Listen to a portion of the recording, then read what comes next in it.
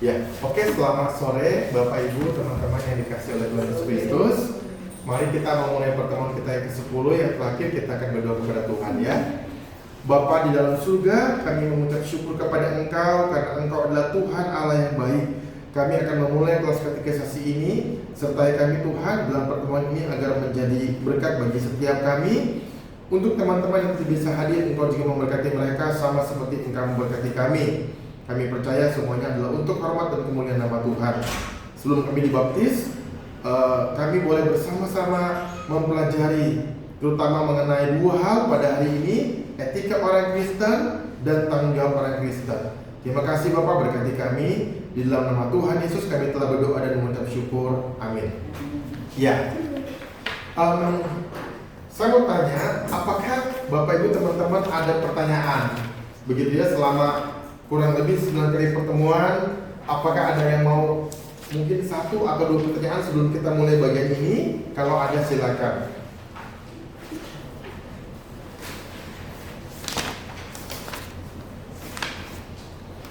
Nggak ada ya? Oke, kalau nggak ada nggak apa-apa. Ya, kita ini akan belajar yaitu 2 bagian. Yang pertama adalah bicara mengenai etika orang Kristen.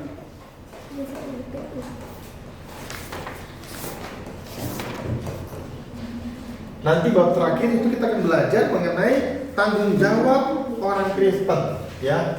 Kurang lebih sebenarnya hampir mirip sama, tetapi ada penekanan yang berbeda. Tanggung jawab orang Kristen.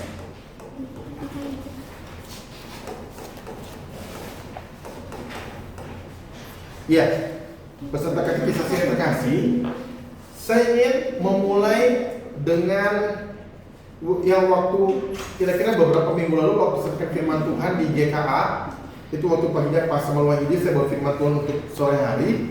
Nah, kalau kita bicara mengenai orang Kristen, sesungguhnya kita harus melihat bahwa dunia saat ini tidak sedang baik-baik saja, ya. Sama dengan hal ini, ya.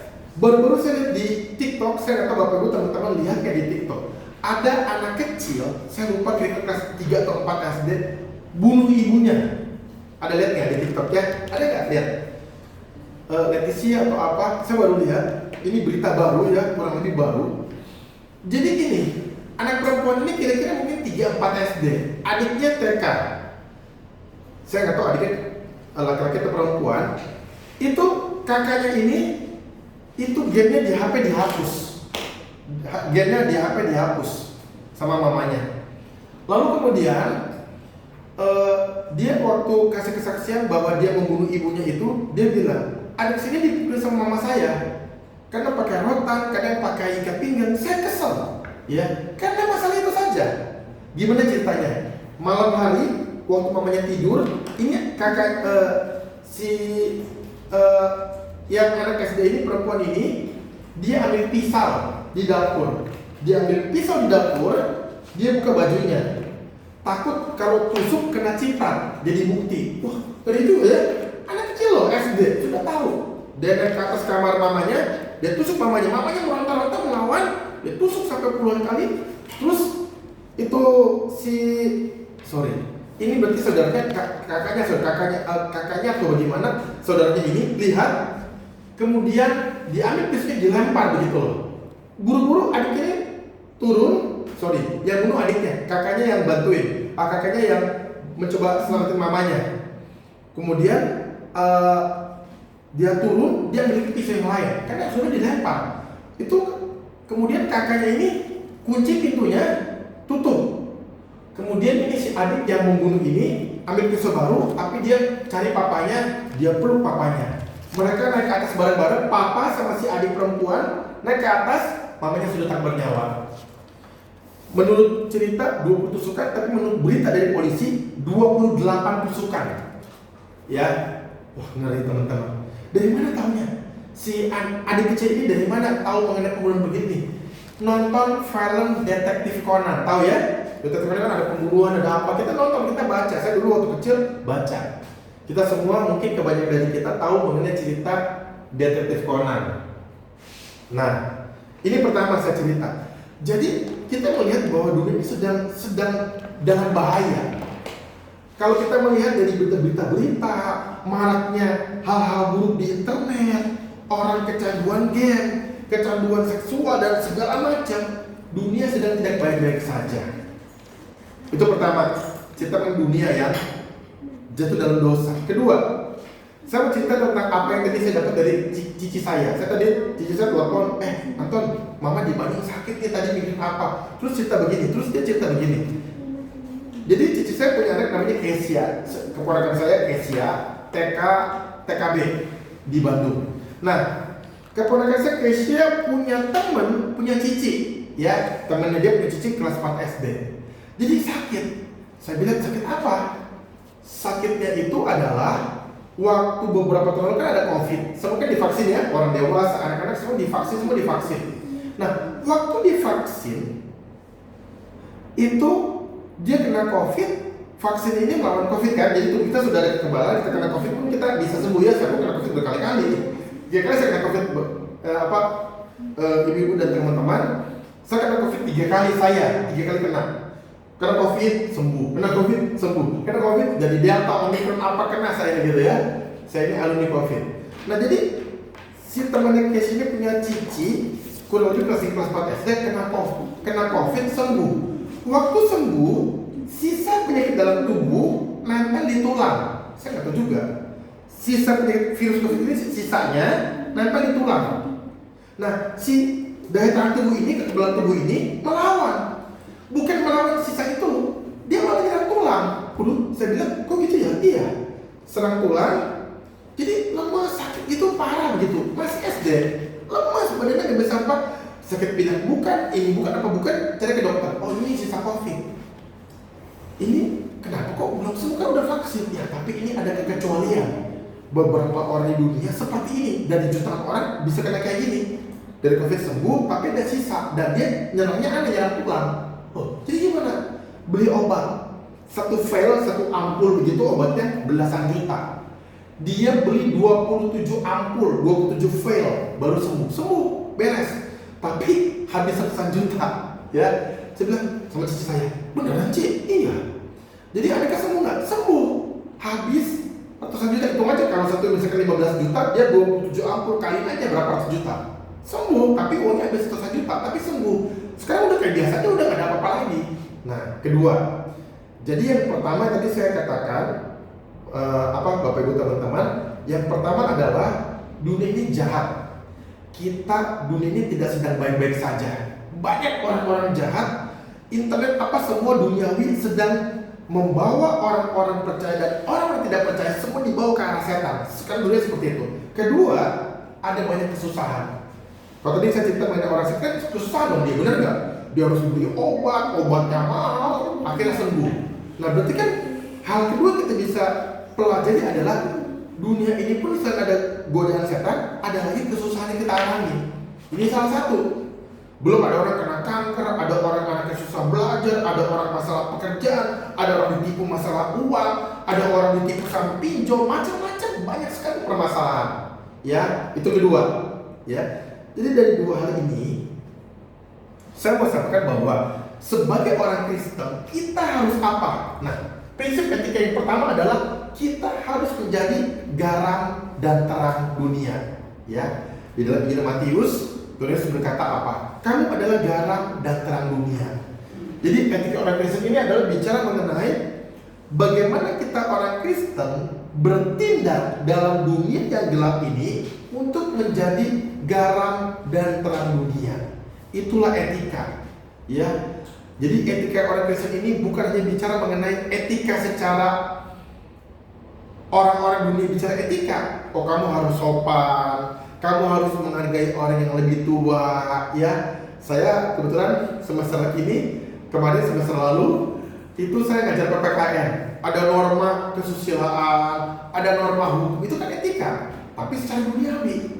Etika orang dunia hanya bicara untuk mengatur hubungan antara kita dengan sesama kita supaya tercipta keseimbangan, keteraturan, keserasian. Itu etika orang dunia. Tapi etika orang Kristen apa prinsipnya? Prinsip-prinsip kerajaan Allah, ya.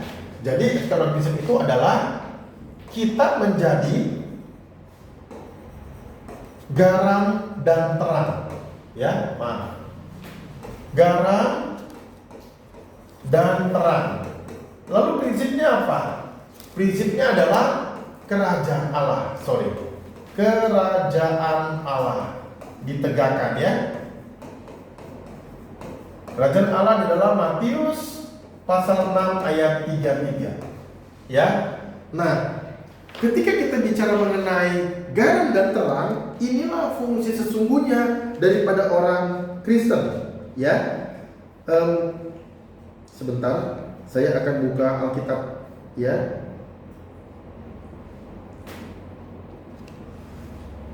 Maaf. Kita akan membuka firman Tuhan ya di dalam Matius, sebentar ya. Matius pasal 5. Kita buka ayat 13 sampai 16. Tolong Jessica bacakan. Matius pasal 5 ayat 13 sampai 16.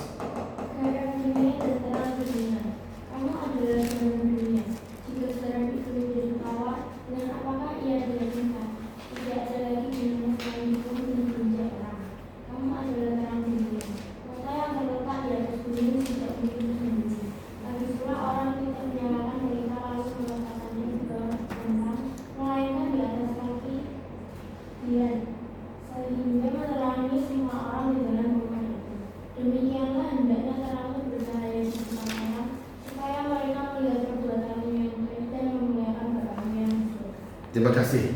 Ya. Nah, jadi kita melihat ada dua aspek, yaitu garam dan terang. Ya, saya pernah saya pernah belajar mengenai penafsiran orang terhadap garam dan terang. Ya, silakan masuk, silakan duduk. Ya. Jadi, bicara mengenai garam dan terang itu adalah dua hal yang pada zaman dahulu maupun sekarang dimiliki orang. Ya. Orang meskipun miskinnya di rumah ada dua ini. Garam untuk apa? Bahan dasar untuk makanan. Ya, makanan biasa orang pakai garam supaya ada rasa. Ya, dan terang, orang di rumah punya terang. Artinya seperti lampu itu terang, atau zaman dulu orang pakai lilin atau pakai lampu minyak, lampu teplok zaman dulu itu ya, tahun 70-an, 80-an. Ya. Nah, jadi dua ini dimiliki oleh orang dimanapun mereka berada, semiskin apapun mereka punya. Nah, kita bicara satu persatu ya. Nah, garam ini itu fungsinya adalah memberi rasa, ya, memberi rasa. Nanti kalau kita bicara lagi ada fungsi yang lain, misalnya untuk sterilisasi untuk luka, apakah itu steril pakai garam, ya. Kemudian garam itu juga fungsinya adalah selain rasa itu kan jadinya jadi makanan, ya. Dan kalau kita lihat mengenai garam, yang menarik adalah bahwa orang beli garam nggak pada banyak-banyak, benar nggak? Pak, beli garam berapa? 20 kilo? Nggak ada, ya. Kalau beras ya, beli beras berapa? 20 kilo, 15 kilo ada, begitu ya. Beli pasir 50 kilo ada, nggak ada orang beli garam 30 kilo, nggak ada. Pernah beli garam 200 gram, 150 gram, benar ya? Nggak banyak-banyak, kecuali dia tukang nasi goreng, beli banyak. Di rumah orang nggak beli banyak, dia sedikit tapi memberi rasa, ya. Kemudian kalau bicara mengenai garam, itu orang kalau makan, nggak ada orang bilang garam itu karena garam. Jadi makan apa? Makan capcay. Gimana? Itu di warung itu tuh, wah capcaynya enak. Dia nggak bilang garamnya enak, enggak ya? Atau kalau kita makan mie goreng, tuh asinnya enak, garamnya nggak ada. Artinya apa? Orang Kristen memberi rasa, nggak dihargai pun nggak apa-apa. Garam itu menjadi memberi rasa enak, tapi nggak pernah dipuji. Itulah orang Kristen.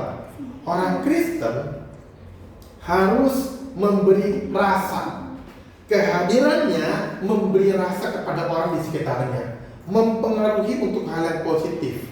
Ya, garam itu dalam takaran yang cukup itu memberi rasa enak dan bagus buat tubuh. Natrium klorida, ya, ini garam kan unsur kimianya NaCl, Na plus Cl min, ya. Yang SMP SMA belajar kimia, Na plus Cl min jadi garam, natrium klorida, ya. Jadi garam itu memberi rasa, memberi manfaat. memberi faedah, begitu kan? Jadi kita orang Kristen bagaimana caranya memberi garam? Kita menjadi terang. Alkitab Kisah Rasul pasal 2 ayat 41 sampai 47, kira-kira ayat-ayat terakhir bicara mengenai gaya hidup orang Kristen. Kita pernah membahas di materi persekutuan. Orang Kristen itu orang yang memberi rasa, memberi pengaruh yang baik. Ya, kita berusaha membawa orang-orang percaya di gereja untuk memberikan mengenal Tuhan. Ya, saya cerita dari bulan lalu bahwa saya mengajak teman-teman baca Alkitab. Ya, puji Tuhan, alhamdulillah, saya bawa 40 orang. Dengan saya ada 40 orang akan baca Alkitab 5 pasal sehari. Dari Februari sampai September akan baca hadis. Itu salah satu upaya saya untuk menjadi garam. Ya, memang semua orang baca Alkitab, tapi kan tidak semua orang teratur. Nah, bagaimana kita menjadi orang yang mempengaruhi teman menjadi positif? Dulu malas ke gereja, kita cek, ke gereja yuk, ikut dewasa muda hari Selasa, ke gereja yuk, Sabtu, iya saya sibuk, capek, ayolah ke gereja. Menjadi garam, membawa orang mengenal Tuhan. Saya punya anak namanya Kaiden, lagi di atas ini latihan drum. Saya bilang sama Kaiden, ajak teman kamu ke gereja. Kenapa sih papi? Supaya teman kamu mengenal Tuhan Yesus, supaya teman kamu dipengaruhi hal yang baik. Bapak Ibu teman-teman, survei membuktikan satu orang anak remaja pemuda di dunia, di Indonesia, satu hari pakai HP minimal 4 jam, 4 sampai 6 jam. Nggak tahu kalau libur ya. Libur berapa jam? Di depan HP gitu dari pagi sampai sore, sampai malam, sampai pagi lagi, ya. Kemudian pergi ke rumah temannya kita. Dia bilang, "Papi, dia tidur malam ya?" "Iya." "Pas pulang, tidur jam berapa kemarin?" "Iya, Papi, jam 11, jam 12." Tapi teman saya masih belum tidur. Saya nggak sebut namanya ya, gitu ya. Itu kan ditutupi begitu ya. Temennya sampai jam 2 main game. Satu hari 4 sampai 6 jam kita anak remaja pemuda kita dipapar oleh game, oleh TikTok, oleh drama, oleh apa, dipapar oleh dunia. Kalau satu hari 4 sampai 6 jam kali seminggu 7 hari berapa? Kali 4 yang paling sedikit 28 jam.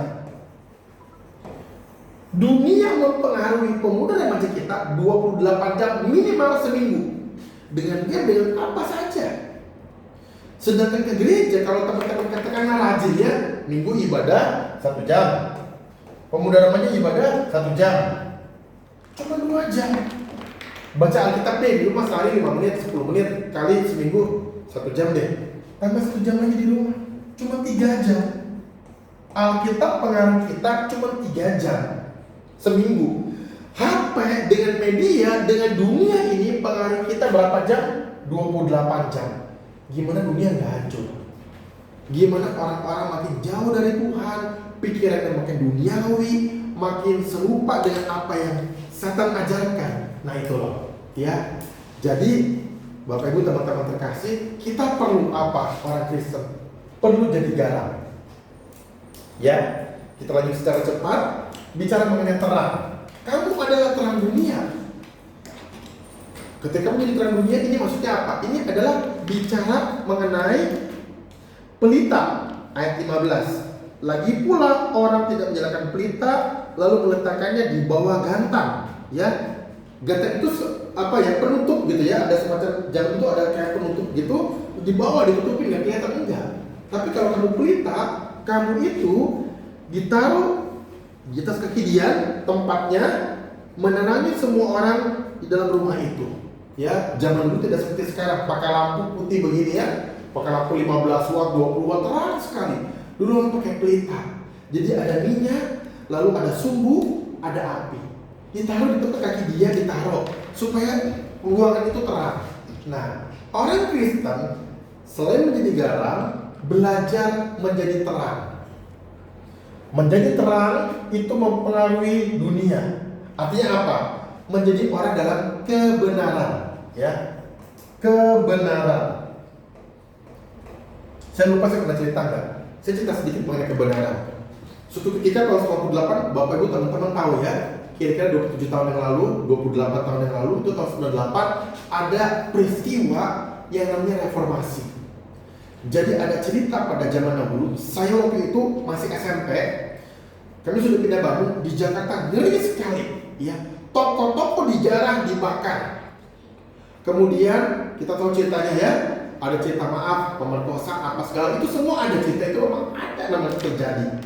Lalu ada yang namanya dua cerita nyata, dua kisah nyata. Yang pertama adalah ada orang punya dealer mobil, dia punya dealer mobil, kemudian orang-orang sudah masuk ke dealer mobil, wah dia sudah ketakutan, wah mau diapain saya ini? Terus dia bilang, tolong jangan bakar toko saya, dealer mobil saya. Mobil saya mau ambil, silakan ambil. Saya kasih kuncinya ambil. Tapi percuma, benar nggak? Masa sudah datang bawa api, ya bawa korek api, bawa minyak, bawa apa, bawa alat pukul kayu, wah itu udah kayak orang gila begitu ya. Kemudian kita melihat orang ini jadi murah hati waktu terdesak, benar ya? Terdesak, dia murah hati. Ambil mobil saya udah asal, toko saya jangan dibakar. Ini toko sama rumah saya ini. Akhirnya orang tetap ambil mobilnya, orang juga bakar. Begitu ya, kisah kedua. Yang kedua adalah ada seorang bapak-bapak punya toko. Ya toko kayak kelontongan itu tapi grosir juga ya, punya toko. Lalu di depan toko itu orang bikin barikade. Di masyarakat sekitar, karena orang ini adalah orang yang minoritas ya orang Kristen dan juga bukan orang ya dia orang Kristen begitu ya. Kemudian orang-orang tetangga dia bikin barikade. Barikade itu maksudnya dia bikin orang-orang itu semuanya berjaga. Tetangga-tetangga itu ada berapa puluh orang jaga, semuanya bawa seperti kayu, seperti batang besi, apa dia bawa. Terus ada orang juga mengejar. Orang barikade ini bilang, rumah ini orang baik. Kalau mau bakar jalan toko ini, lewati dulu mayat kami semua. Lewati mayat kami semua. Wah, kayaknya itu langsung bikin barikade, bikin barisan orang, jangan ganggu orang rumah ini. Toko ini jangan diapa-apain. Orang-orang yang mau ngejar udah takut juga. Wah, ini orang banyak begitu ya. Gede-gede bawa kayu apa semuanya. Kalau mau lewati kami dulu. Wah, takut. Kenapa orang kedua ini dibela? Karena orang kedua ini orang Kristen yang baik hati. Ketika ada orang kesusahan tetangga, dia datang menolong. Ketika ada kedukaan, dia datang. Ini orang ini dijaga. Meskipun ini minoritas orang Kristen, tapi dijaga. Teman-temannya itu, tetangganya itu rela bikin barisan, lindungi keluarga ini, lindungi toko ini, jagai rumah dan toko ini, sehingga tidak ada sedikit pun kerusakan, penjarahan khusus untuk toko ini. Nah, dari dulu cerita ini saya mau ceritakan bahwa orang kedua inilah yang orang Kristen, yang adalah terang. Dia menjadi orang Kristen bukan hanya secara ritual agamawi, tapi dia terapi dalam kehidupan sehari-hari. Permisi tanya, Bapak Ibu teman-teman kenal tetangga di rumah nggak? Tetangga ini namanya siapa, kerjanya apa? Tetangga depan kenal nggak? Mereka kenal? Kenal. Puji Tuhan ya. Saya punya teman, dia tinggal nggak kenal. Ini namanya siapa? Ini namanya siapa? Hamba Tuhan. Kamu tahu depan namanya siapa? Nggak tahu. Loh, mantan tahu? Ini namanya ini, anaknya 3 ini A, B, C. Yang ini tahu ya. Kita perlu jadi orang Kristen yang kenal warga sekitar. Kita bilang kita orang Kristen, punya kasih. Kenal enggak, nyapa enggak pernah begitu ya. Jangan bilang nolong, jangan bilang penginjilan, kenal aja enggak begitu. Ya. Bapak Ibu teman-teman terkasih, kita perlu jadi terang. Tadi orang kedua tadi itu adalah terang dunia. Dia bergaul. Dia bukan berbuat baik waktu terdesak. Setiap hari dia berbuat baik. Dia menolong sesama. Dia itu tetangga yang susah, dia bantu. Meskipun agamanya berbeda, dia tolong begitu. Ya, Bapak Ibu teman-teman terkasih, inilah orang Kristen. Etika pertama orang Kristen adalah ini: garam dan terang dunia. Kalau kita ngaku orang Kristen, kita nggak pernah nolong sesama, jangan bilang kita orang Kristen. Benar ya? Orang Kristen itu punya kasih, dan kasih itu diterapkan dalam kehidupan sehari-hari. Ya, kita perlu peka kepada orang di sekitar kita. Ini bukan hal yang mudah, tapi kita belajar. Teman-teman yang masih SMP, SMA juga belajar. Di sekolah misalnya, ada teman susah, kita bantu. Ya, oh kenapa susah? Kita bantu. Ya, ada teman lupa bawa pensil, pulpen, kita kasih pinjam. Ada teman kelupaan bawa uang jajan, kita punya uang lebih, kita bantu. Ya. Mungkin ada teman kelupaan bawa makanan, bekal. Terus gimana dong? Oh ya udah, kita bagi makanan kita mungkin setengah. Oke, kita sharingnya, kita berdua ini masih bersih loh. Saya baru buka, saya bagi 2 sama kamu supaya kamu juga makan. Friend, makasih friend. Saya lupa tadi, mama sudah bikin bekal, tapi saya lupa bawa. Saya buru-buru terlambat bangun. Ya kan? Jadi Bapak Ibu teman-teman, orang Kristen itu dikenal. Kenapa? Karena dia adalah garam dan terang dunia. Kisah para Rasul pasal 2, saya pernah jabarkan kemarin, saya mungkin jabarkan sedikit lagi. Kita melihat bahwa dalam Kisah pasal 2 itu, jemaat mula-mula, mereka disenangi semua orang. Dan mereka menjadi apa? Bertambah jumlahnya. Kenapa? Karena mereka orang Kristen yang baik. Ya, ini adalah mengenai etika orang Kristen. Bicara mengenai etika, akan ada banyak cerita mengenai etika Kristen itu. Ya, saya akan bahas 2 hal mengenai etikanya, mengenai salah satu penjabaran atau contohnya. Misalnya mengenai etika, yaitu mengenai manusia atau orang Kristen dengan lingkungan. Baru-baru ini terjadi bencana banjir di Aceh. Teman-teman mungkin nggak tahu dari berita ya, banjir, lumpurnya menutupi rumah. Kemarin saya baru telepon teman pendeta yang baru pergi pulang dari Aceh. Dia pergi kira-kira tanggal 13 sampai 30 Desember, 17 hari. Dia bilang, waduh, Aceh itu ya, parah loh Pak Anton. Loh kenapa? Pak Bokso, namanya Pak Andreas, pendeta Andreas Supratman. Bokso Andreas, kenapa? Itu ya, Aceh itu kurang lebih saya lupa, 2 kali ya, sepertinya 2 kali Jawa Barat. Luas sekali ya. Aceh itu besar loh bro, 2 kali Jawa Barat luas wilayahnya.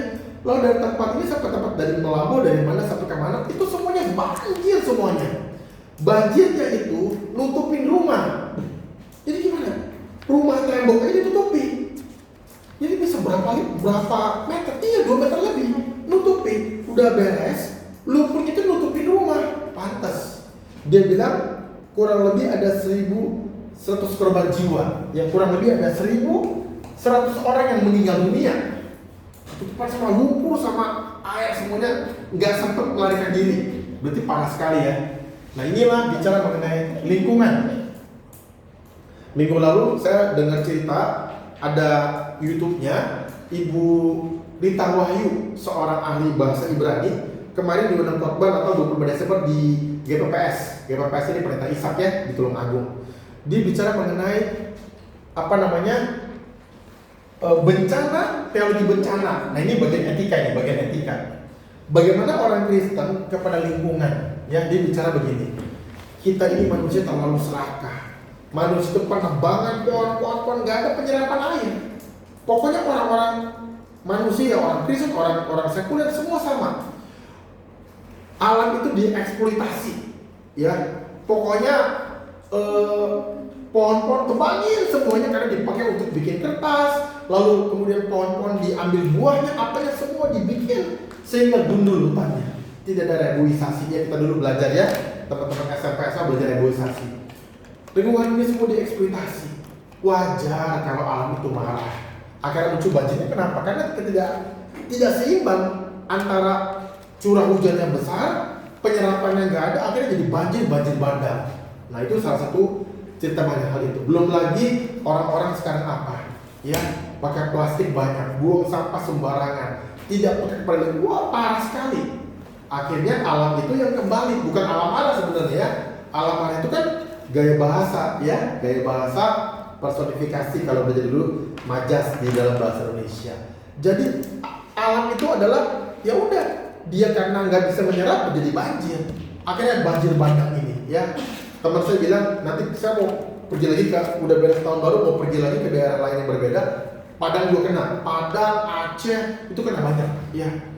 Makanya kita teman-teman kan juga kumpulin dana ya, gereja kumpulin dana, Kedan juga di sekolah kumpulin dana, kami juga saya alumni STB kumpulin dana. Banyak sekali orang mendukung orang-orang di Aceh dan sekitarnya.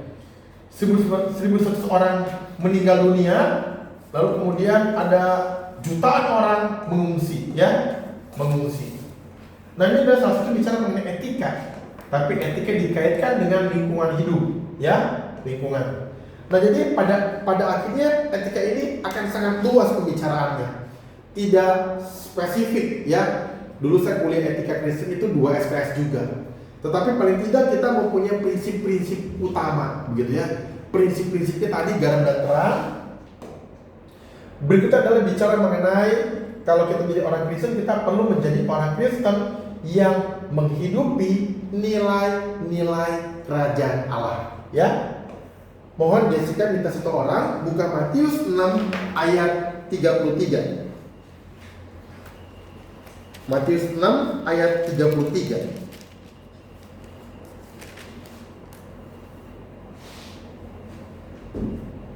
Matius 6 ayat 33. Tapi carilah dulu kerajaan Allah dan kebenarannya, maka semuanya itu akan ditambahkan kepadamu. Iya. Sorry, apakah saya bicara terlalu cepat? Tidak, terima kasih ya. Jadi kerajaan Allah itu adalah prinsip-prinsip daripada apa yang Alkitab ajarkan, terutama dari pengajaran Yesus. Maka Bapak Ibu teman-teman nanti waktu sudah lulus katekisasi dibaptis, belajarlah pertama-tama dari 4 kitab Injil. Ya, saya tulisannya nanti tolong dibaca di rumah. Matius, Markus, Lukas, Yohanes. Nah, ini adalah kitab Injil. Lukas, Yohanes.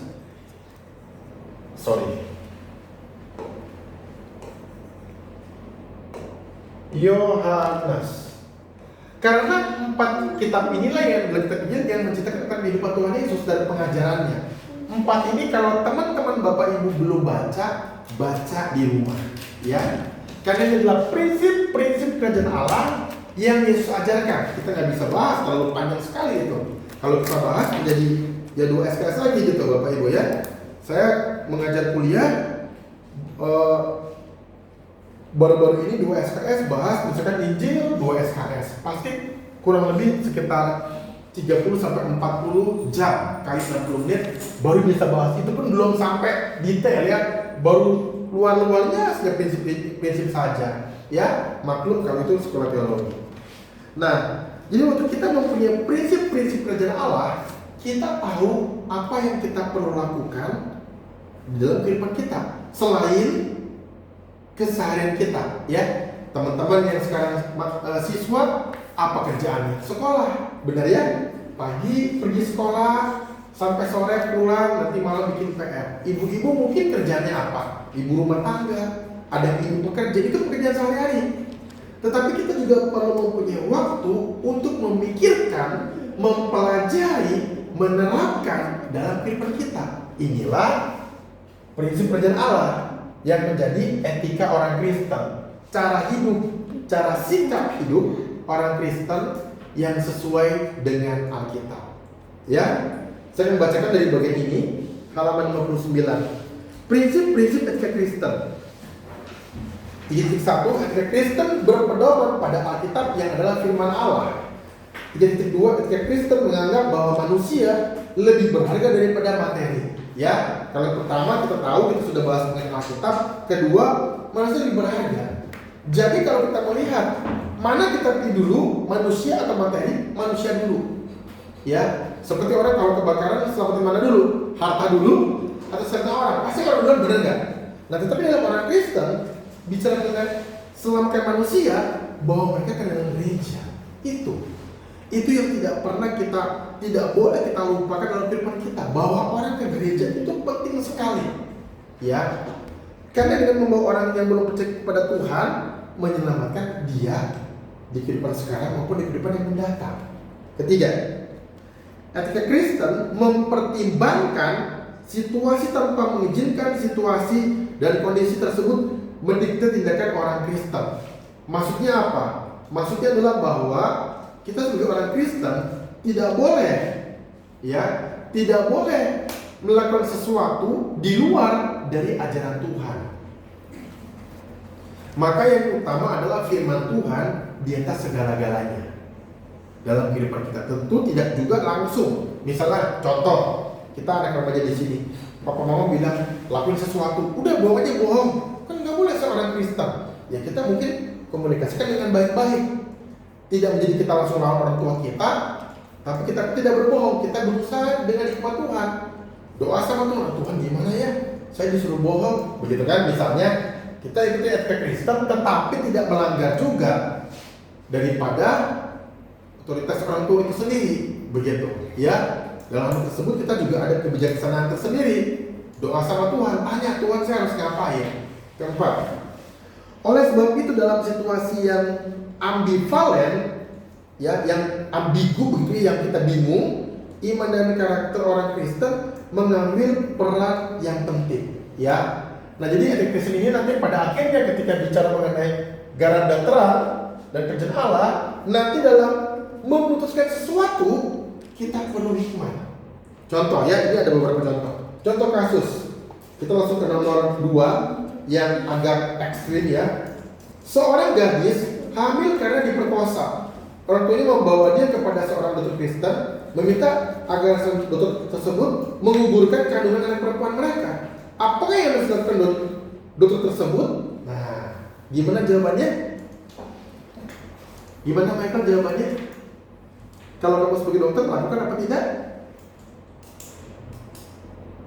Enggak ngerti. Pelan-pelan, ya, pelan-pelan. Seorang gadis, diperkosa oleh orang, lalu hamil. Nah, orang tuanya nggak mau anak ini karena belum nikah melahirkan bayinya, mumpung masih kecil, hamilnya kandungannya baru 1-2 bulan, dia mau menggugurkan. Datang ke dokter Kristen, tolong Pak gugurkan ini kandungan daripada anak saya yang lagi hamil, dia diperkosa, maaf. Nah, kira-kira menurut teman-teman, kalau teman-teman menjadi dokter tersebut, lakukan apa tidak? Tidak. Kenapa? Karena kita orang Kristen, ya. Teman-teman, saya juga kebetulan saya baru tulis buku mengenai teologi etis terhadap aborsi. Ngeri loh teman-teman, ya. Bapak Ibu teman-teman, aborsi itu ngeri sekali. Bayi itu ya dibunuh tuh dengan cara yang tidak berpikir manusia, tentu saja, karena kan mau dibunuh. Ngeri, sakit sekali itu bayi itu. Tapi itu tadi, takut hamil di luar nikah, malu dan seterusnya. Kan ini etika. Gimana cara menghadapinya? Nggak gampang. Tidak semudah kita bayangkan, karena menurut yang saya pelajari, biasa aborsi itu adalah orang yang punya uang menengah ke atas. Orang kalau mau aborsi kan bayarnya mahal, bener nggak? Bayarnya bukan cuma 500.000, 50.000, enggak, jutaan loh itu. Berarti orang yang bisa aborsi orang punya uang, bukan orang nggak punya uang. Dan ini adalah terjadi di seluruh dunia. Ya, saya mencoba meneliti mengenai kasus aborsi. Setahun di Indonesia itu kurang lebih ada 2 juta kasus. 2 juta bayi diaborsi di Indonesia saja setiap tahun. Ngeri ya. 2 juta ini angka loh, angka yang besar. 2 juta bayi diaborsi. Dari bayi usia 2 minggu, sebulan, 3 bulan, 4 bulan, bahkan ada yang sudah 6 bulan udah mau lahir, dibunuh. Ada. Ngeri, caranya aneh-aneh, caranya benar-benar pakai cairan asam, pakai apa, ngeri. Saya nulis bukunya, ya. Saya nulis bukunya, ya. Nanti Bapak Ibu teman-teman kalau mau saya kasih e-booknya saja. Ini, saya pas bawa ini.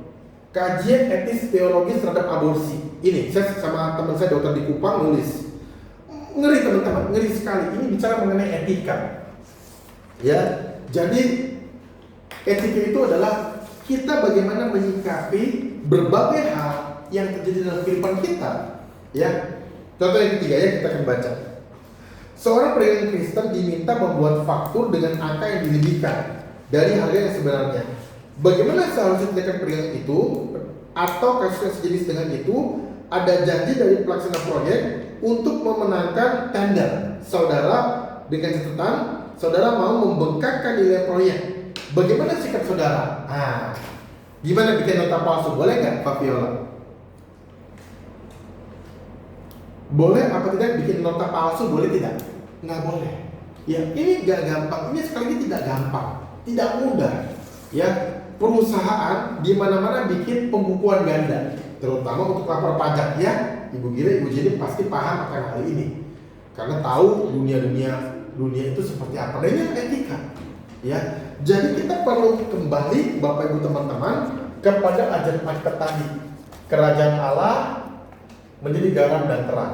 Ya, kita sampai di sini bagian ini. Kita akan membahas sedikit lagi ya untuk membahas tentang tanggung jawab orang Kristen ya. Sedikit lagi kurang lebih 10 menit kita akan selesai. Sekarang kita belajar bagaimana kita menjadi orang Kristen yang bertanggung jawab ya. Bapak Ibu teman-teman ingat bahwa katekisasi itu pasti nggak banyak, paling kurang lebih ya mungkin sekitar 15 jam, kemudian atau mungkin paling maksimal dengan tidak paling cuma 20 jam. Tapi setelah kita dibaptis, kita akan menghidupi iman Kristen sampai kita mati berpuluh-puluh tahun, benar nggak? Benar. Jadi iman Kristen nanti akan lama sekali. Teman-teman sekarang kalau katakanlah ini kayak Weni Leticia apa mungkin usianya berapa? 12, benar nggak? Usia 15. Kalau kita umur sampai 75 katakan. Ini kesini berapa tahun? 60 tahun jadi orang Kristen. Bayangkan, kita akan berpuluh-puluh tahun jadi orang Kristen. Kalau kita jadi orang Kristen yang biasa-biasa saja, orang bilang mediocre, itu orang Kristen yang biasa-biasa. Ya ke gereja ya oke lah, ke gereja, Natal ikut-ikut ya udah. Ya pelayanannya sekali-sekali, ya persembahan ya kalau ada rezeki gitu-gitu, biasa-biasa aja. Bisa nggak? Bisa. Tetapi kita tidak menjadi orang Kristen yang maksimal buat Tuhan. Ya, kita tidak menjadi orang Kristen yang maksimal. Semua orang yang maksimal, Tuhan akan berkati dia. Amin Bapak Ibu, teman-teman. Amin ya. Saya melihat, saya cerita sama Bapak Ibu teman-teman tentang Stephen Tom khotbah keliling dunia. Sekarang umur sudah berapa? Saya lupa, sekitar 80 tahun lebih ya, kalau saya ingat saya sekitar 80 tahun. Sudah berpuluh-puluh tahun pelayanan, berpuluh-puluh tahun berkhotbah. Berkhotbah kepada bukan cuma ribuan orang. Mungkin kalau orang hamba Tuhan kita, saya dan beberapa teman hamba Tuhan, paling kita khotbah kepada puluhan ribu orang paling. Dia khotbah kepada puluhan juta manusia di seluruh dunia. Ke Tokyo, ke China, ke Taiwan, ke Amerika, ke Eropa, ke Prancis, kemudian ke Jerman, pergi di Indonesia, dipilih kepada semua kota di Indonesia, dia pergi khotbah kepada ribuan orang, puluhan ribu orang, jutaan orang. Itu dia menjadi orang Kristen yang maksimal. Kita mungkin tidak seperti itu Bapak Ibu teman-teman, tapi kita bisa lakukan di mana kita ditempatkan. Ya, saya lihat Leticia dan beberapa teman jadi guru sekolah minggu, ngajar sekolah minggu anak-anak. Nah itu kan sekolah mereka akan besar. Mereka sekolah akan ingat bahwa ini Lause Leticia, ini Lause saya loh. Dia ngajar saya jadi orang Kristen yang baik karena Lause ini, benar nggak? Suatu hari kita akan dikenal orang. Kenapa?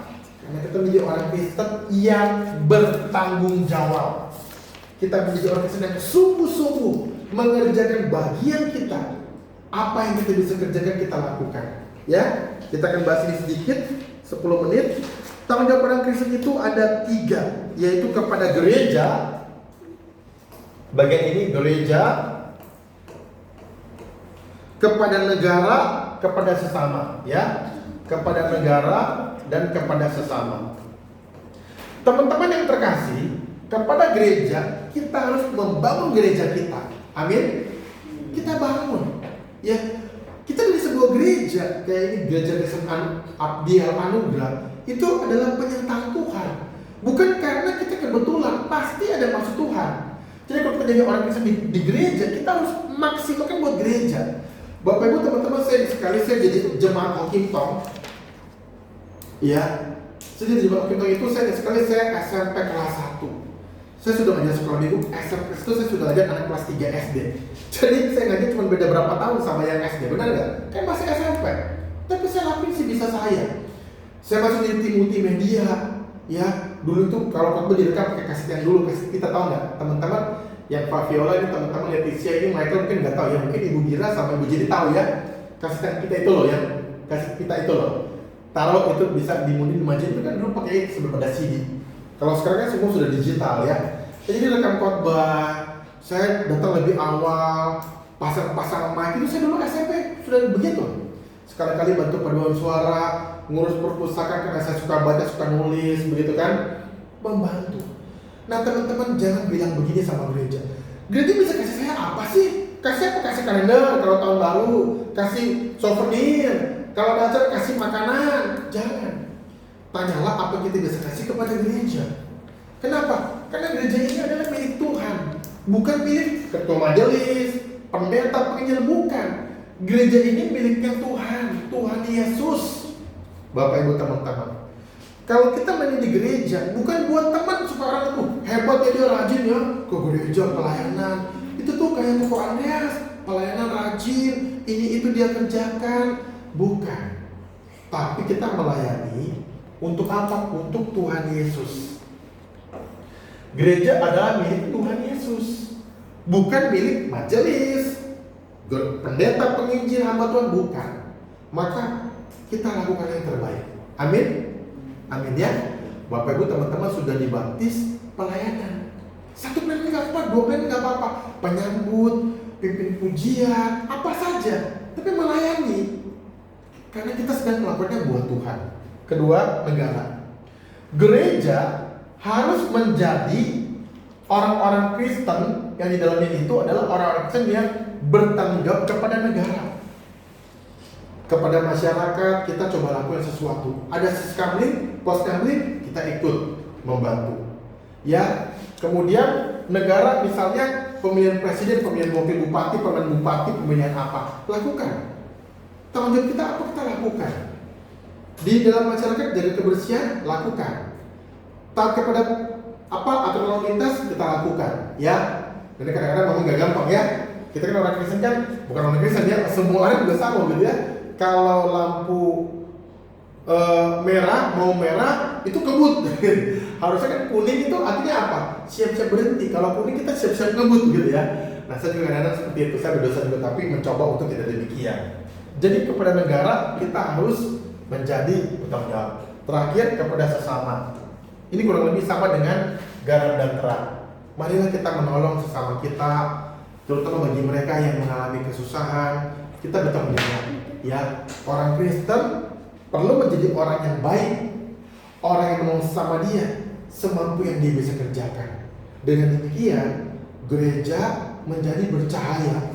Gereja itu menjadi dikenal orang kan, oh itu gereja itu orang-orang Kristennya baik-baik. Gereja itu orang-orang Kristennya jujur-jujur. Gereja itu orang Kristennya itu suka menolong, begitu ya. Itulah gereja. Ya, sudah sepantasnya, sudah seharusnya. Jadi bukan karena, kan saya orang Kristen, kenapa kamu kok baik banget sih? Ya kan saya orang Kristen. Bukan. Kita menjadi orang baik karena sudah seharusnya, sudah sepantasnya. Nggak perlu kita dibilang orang Kristen jadi harus berbuat baik, nggak perlu. Kenapa?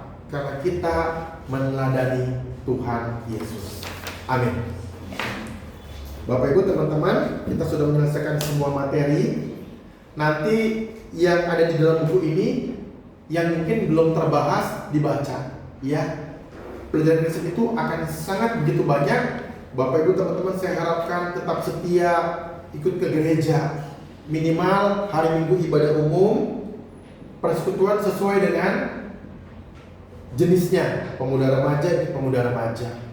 Ya, yang kemudian komisi wanita, dewasa muda dan seterusnya. Ya, saya harapkan Bapak Ibu teman-teman bisa bertumbuh di dalam kasih Tuhan. Amin. Ya, kita berdoa ya. Bapa di dalam surga, terima kasih kami telah menyelesaikan 10 pelajaran dari katekisasi. Tuhan tolong kami menjadi orang Kristen yang punya etika Kristen, dan juga kami menjadi orang Kristen yang punya tanggung jawab di hadapan Engkau.